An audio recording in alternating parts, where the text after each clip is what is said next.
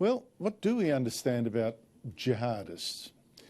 Someone who has studied about 170 Australian jihadists is Rodger Shanahan. He's a research fellow with the Lowy Institute and specialises in political Islam. Shanahan published his findings just last month, and I spoke to him a short while ago. Rodger Shanahan, your research into about 170 Australian jihadists showed that less than 10% of the ones that faced the court were found to have been truly sorry.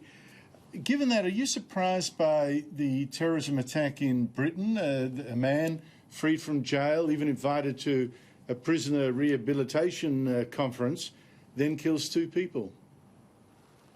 I mean, it's unfortunate, and part of the problem, I suppose, with comparing our study and the UK study is that very few of the Australian people have been released from prison. So while we know what their attitude was when they went into prison, we don't have the data yet to understand how they ended up in terms of rehabilitation after they've been released. The research you did into the Australian jihadists, why are so many unlikely to be sorry, do you think?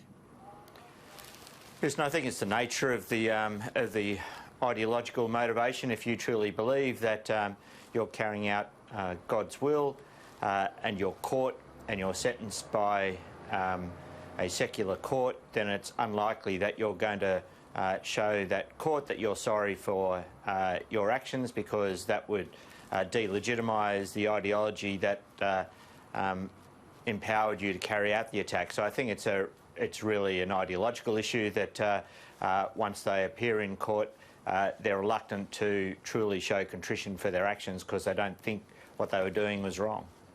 Which is a difference, of course, with terrorism that is more goal-orientated, like, I don't know, a peace deal in Ireland or something like that, where I guess if you make some political gains, then the reason for it disappears. I mean, that's the difference between a nationalist form of terrorism and a religious or ideological form of terrorism. With a nationalist political form of terrorism, there is give and take, and there are negotiated outcomes for that, and you can understand there's an end point to your actions. For religiously motivated terrorism, there really is no end point for your actions because what you're trying to achieve is unachievable, but it's simply the path that you have gone along stops you from expressing regret for what you've done. Rodger Shanahan, you also noticed in your research that jihadists are patient. They play, I guess, a longer game. What does it mean for prospects of rehabilitation?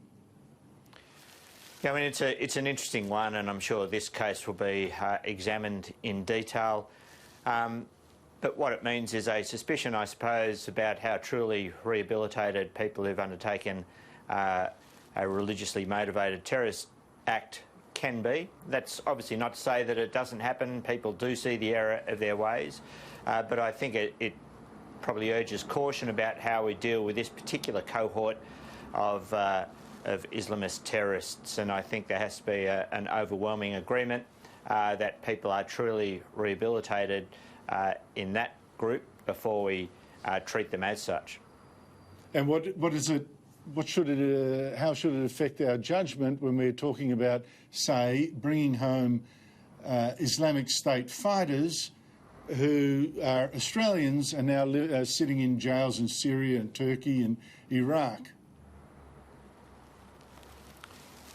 Well, I mean, you have to, if they're Australian citizens, eventually they'll be brought back, and I assume one of the reasons why there's a delay in bringing them back is to make sure that the briefs of evidence that are being built up against them are watertight, and at the appropriate time they'll be brought back and subjected to the Australian legal system. So I think it's less about the concerns about rehabilitation and really more about trying to be able to put forward a watertight case to get the maximum punishment for these people.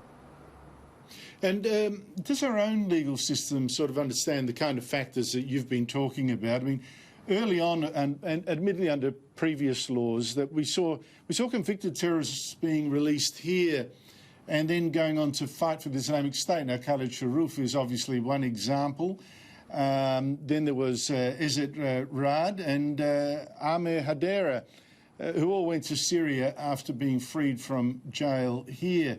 And in fact, Majid Raad was found not guilty of terrorism and a plot in Melbourne, is now one of the people in Syria wanting to come home. Has our own legal system learned the lesson? Well, I think it's really the political system, because the courts can only enact the laws and that they're given by government. And I think it's really the whole raft of new legislation, federal and in some cases state legislation, has been revised to deal with the nature of the threat that's emerged. And I think we've seen that in the types of sentences that have been handed out and the extended non-parole periods that are attached to them. So it's a new type of threat, both in quality and quantity, and I think government took a while to wake up to that. But once they've done that, I think there's pretty stringent laws in place in Australia to deal with the terrorist threat currently.